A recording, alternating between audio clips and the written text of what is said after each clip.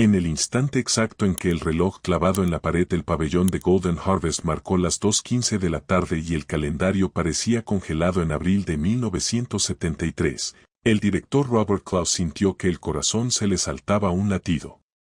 No es una exageración, ni una frase dramática para vender boletos. En ese segundo, con el calor pegado a la piel como una manta mojada y con la mirada de medio mundo sobre ese set, Clouse entendió algo con una claridad horrible.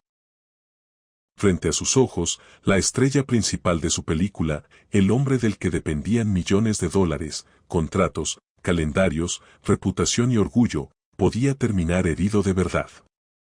O peor. Podía terminar convertido en algo que nadie quería ver, un hombre obligado a defenderse en serio, sin cámaras, sin guión, sin corte, sin segundas tomas.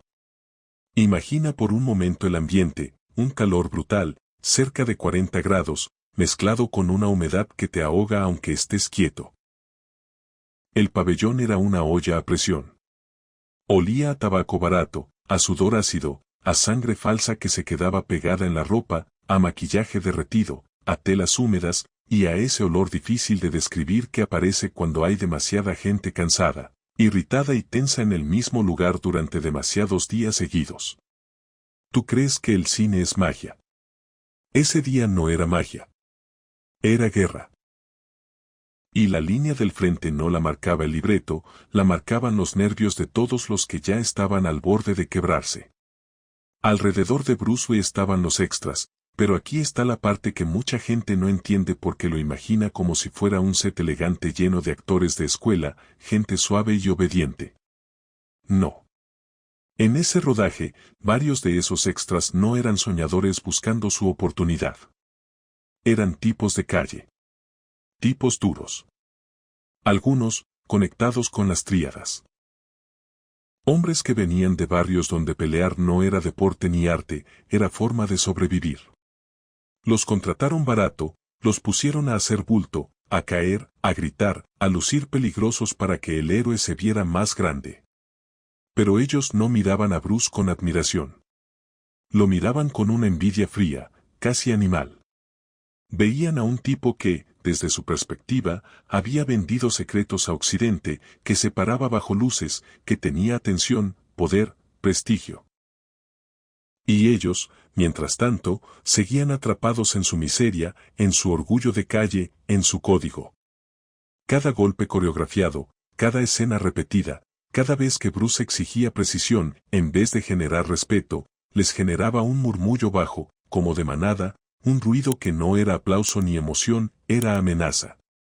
Un ya basta que nadie decía en voz alta, pero que se respiraba. Y cuando el director gritaba, corte, y se suponía que la tensión bajara, la tensión no bajaba. Se acumulaba. Se guardaba. Se cocinaba.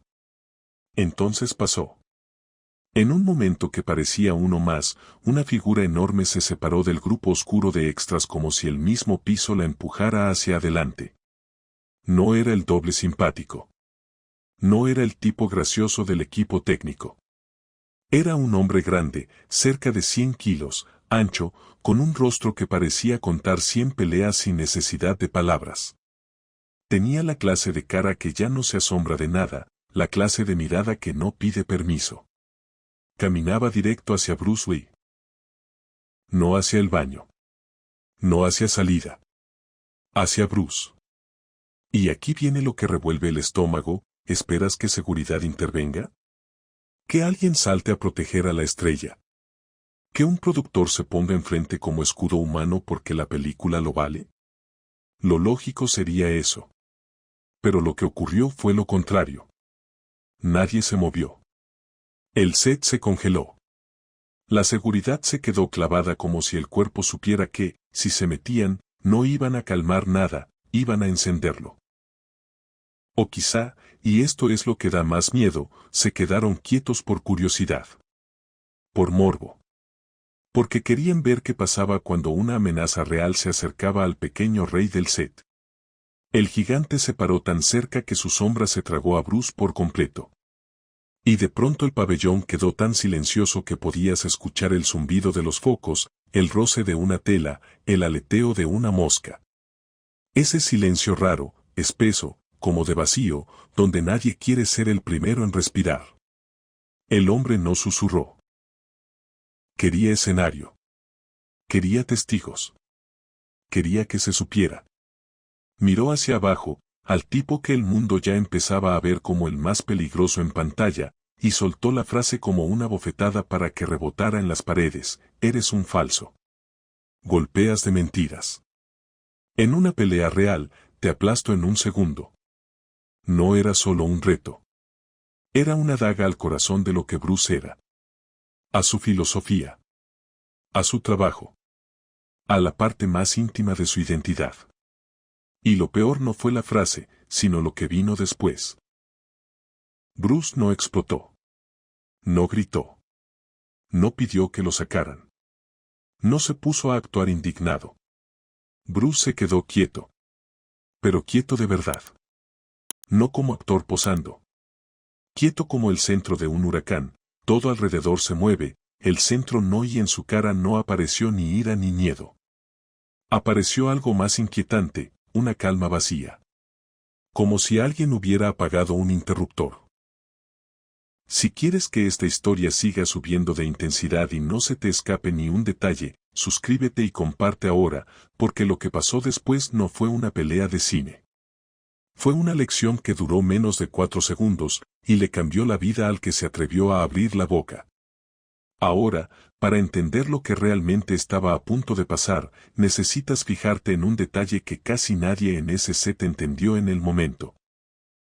El dagger, la pequeña señal que separa a un hombre nervioso de uno totalmente en control. Mira el cuello de Bruce. Colgada ahí, como siempre entre tomas, estaba una toalla blanca de algodón. Una simple toalla para secarse el sudor. Para cualquiera, ese objeto no significa nada. Pero en el contexto de una amenaza real, esa toalla era un mensaje. Cualquier persona normal, frente a un tipo enorme que quiere lastimarte, se quitaría todo lo que estorba, se prepararía, adoptaría postura, mostraría tensión. El instinto te grita: prepárate para sobrevivir. Bruce no se quitó la toalla.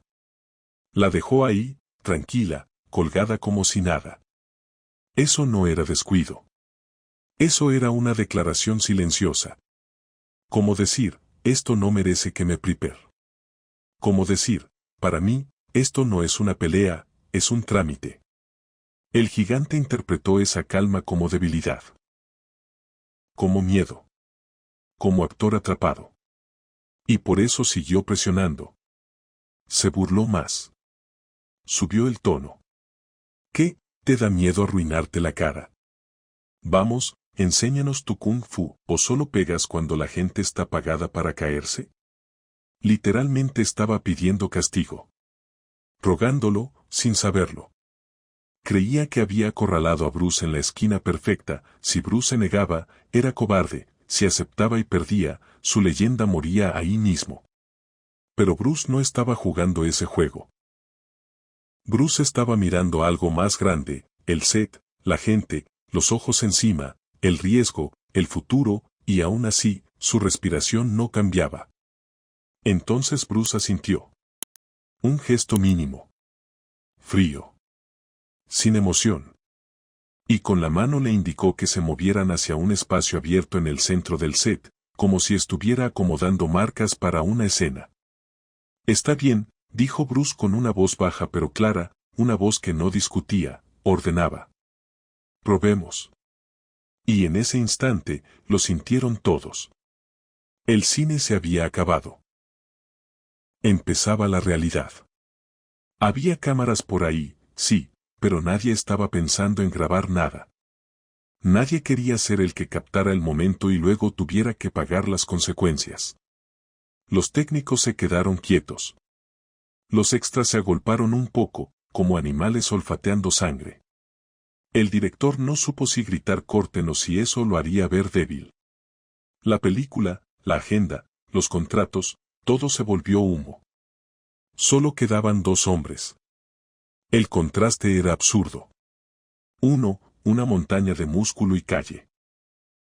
El otro, un hombre compacto, de 60 kilos, con una toalla blanca aún colgada en el cuello como si fuera parte del vestuario. El gigante tomó postura, apretó los puños como martillos, y sus ojos tenían esa chispa peligrosa de alguien que no quiere ganar, quiere humillar. No venía a medir técnicas. Venía a destruir un ícono. Bruce, en cambio, bajó los brazos. Relajó hombros. No adoptó una postura bonita. Se quedó natural, como si estuviera esperando que alguien terminara de hablar. Parecía que ni siquiera estaba listo.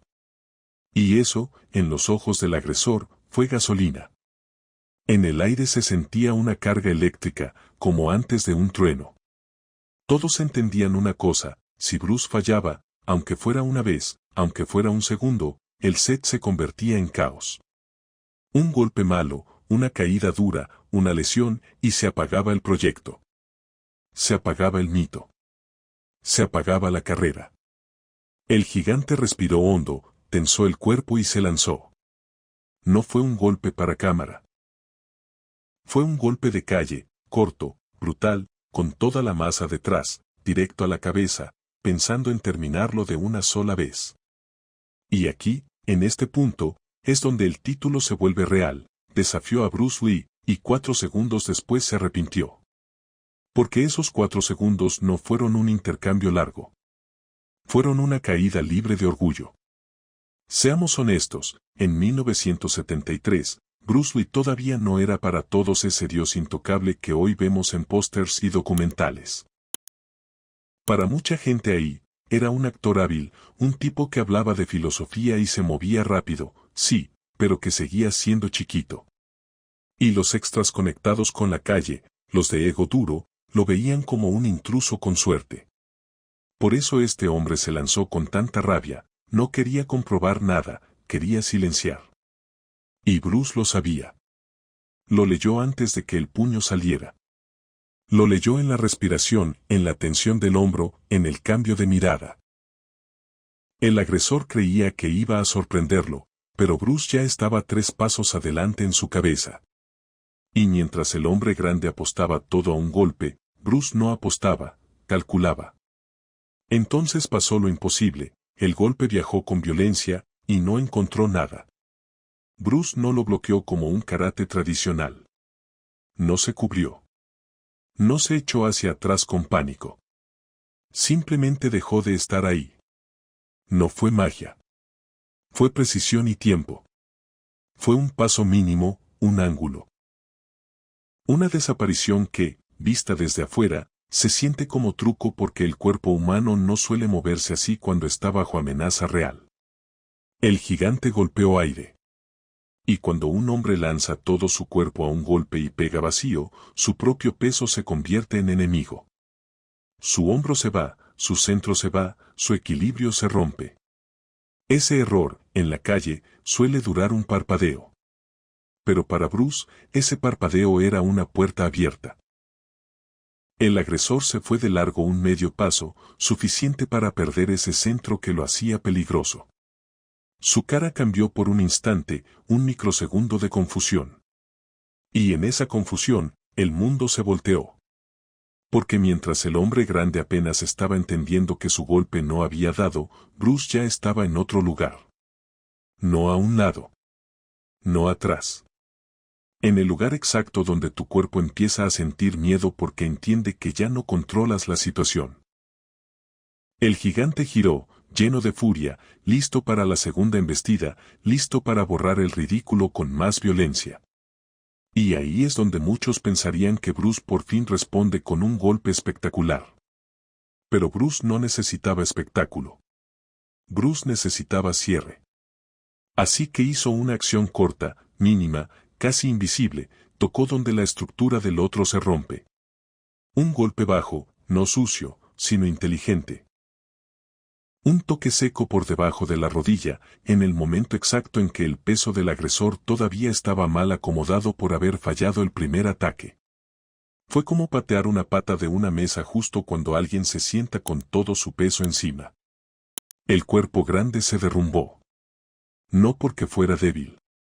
Porque estaba mal plantado por un segundo. Y en pelea real, un segundo es una vida.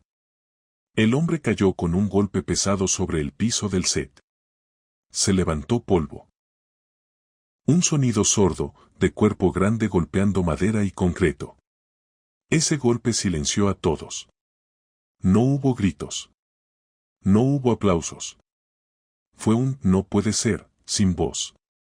Porque la caída no fue una caída bonita de cine. Fue real. Un cuerpo de casi 100 kilos se fue al suelo como saco de arena. Y ahora, el agresor estaba en el lugar que odia cualquier hombre orgulloso, en el suelo, mirándote desde abajo, sintiendo por primera vez que quizá no era invencible.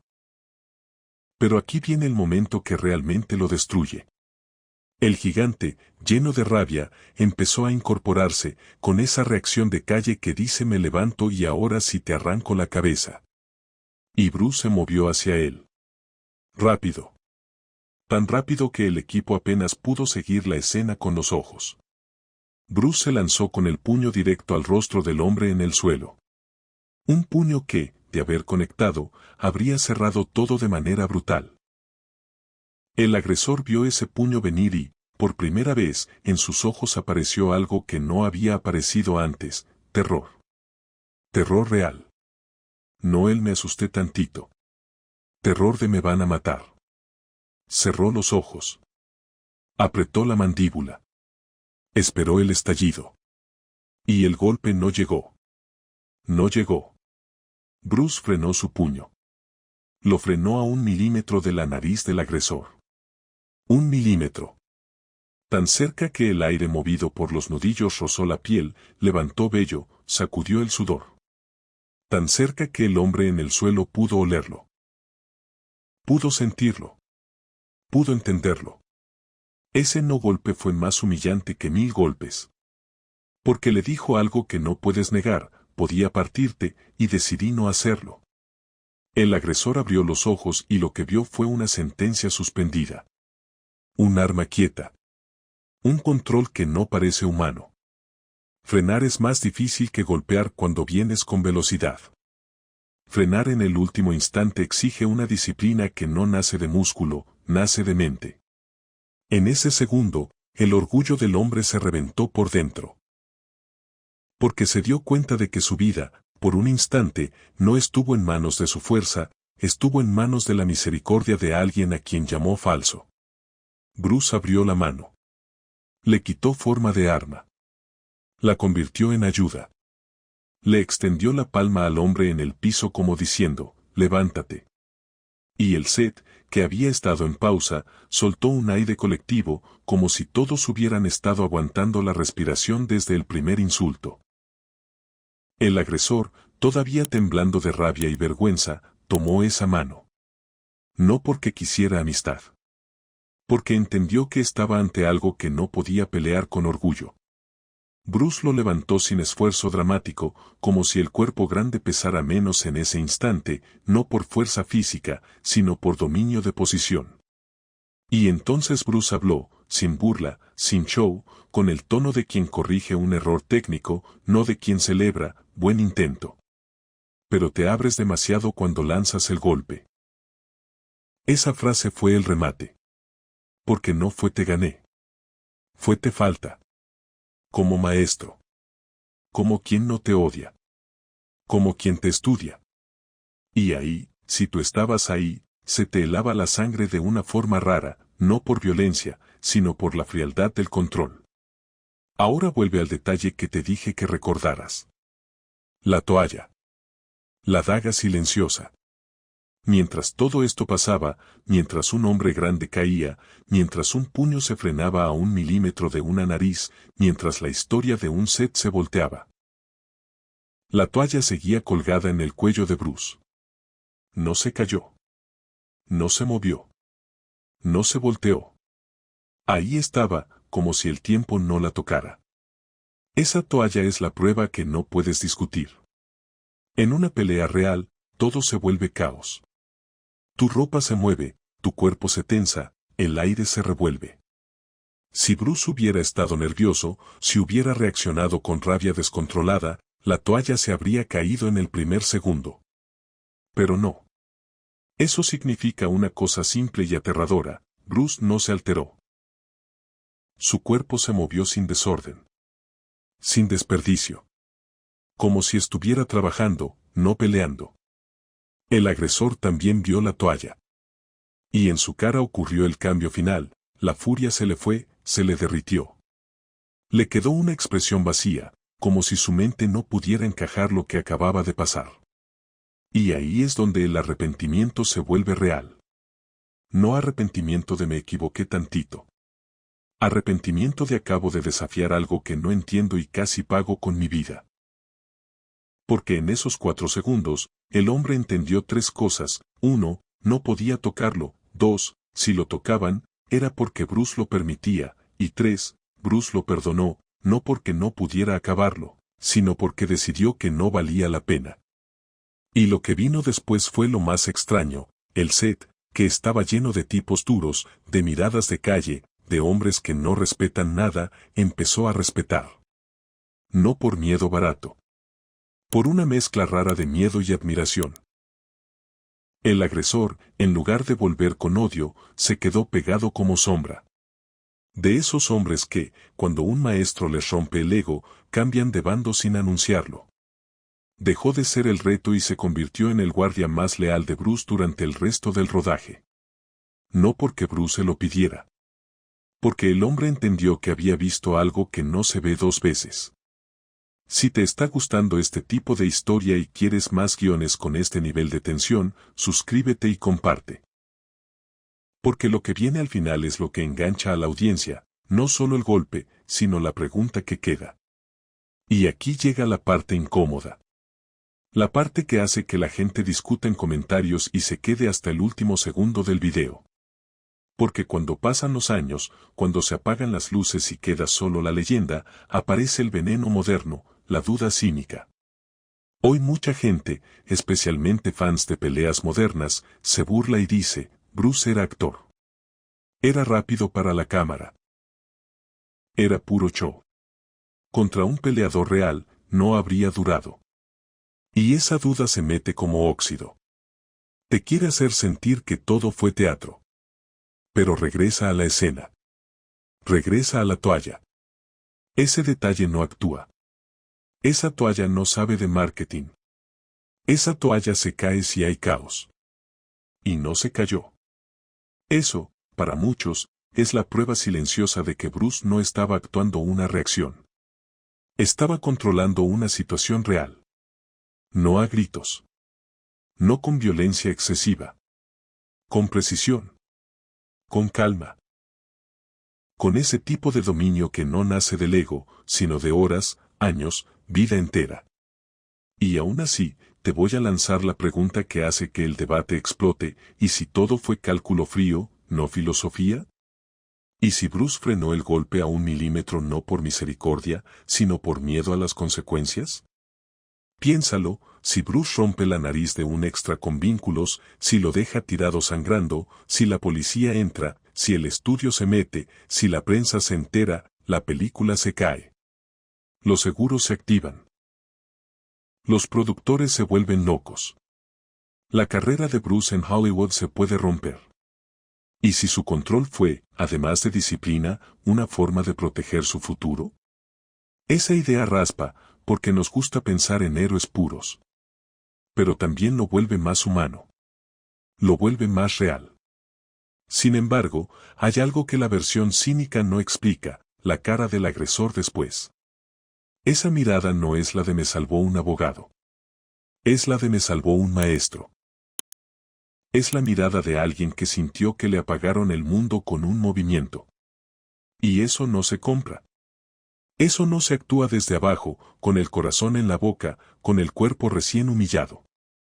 Eso se vive. Así que aquí está el cierre perfecto, el que mantiene retención, el que obliga a comentar, el que deja a la gente con la sensación de necesito decir mi opinión. ¿Quién fue Bruce en esos 4 segundos? ¿Un guerrero real que pudo destruir y eligió enseñar? ¿O un genio del control que supo exactamente cuánto mostrar para que todos quedaran aterrados sin hundir la producción? ¿Fue compasión o fue estrategia? ¿Fue maestría espiritual o fue inteligencia práctica? Quiero que bajes a los comentarios y escribas una sola palabra, guerrero o actor. Y luego, en una frase, dime por qué. Suscríbete y comparte, porque la siguiente historia va a ser todavía más brutal, cuando el reto no viene de un extra, sino de alguien que de verdad cree que puede apagar la leyenda con sus propias manos, y en segundos descubre que desafiar a Bruce Wayne no es un juego, es una decisión que se paga.